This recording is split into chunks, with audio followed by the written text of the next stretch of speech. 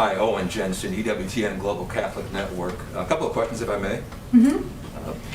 First, pro-life groups right now very concerned about the phrase pregnancy discrimination in the Equality Act. You're familiar with that, I'm sure.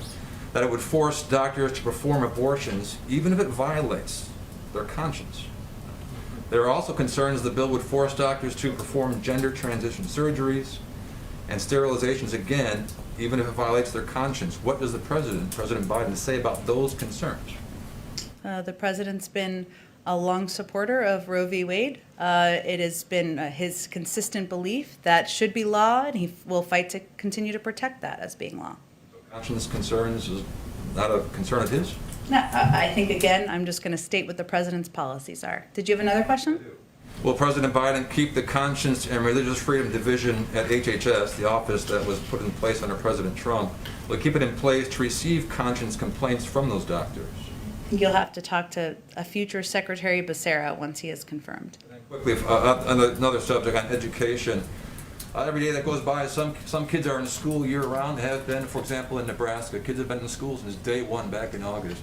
In other states, strictly virtually. The education gap is widening, no doubt about that.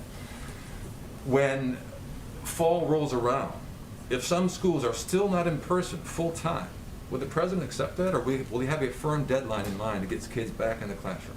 Well, the president wants schools to be back in the classroom. His wife is a teacher. He believes that not only do students want to be in school, but teachers want to be in school, and he wants them to be open 5 days a week.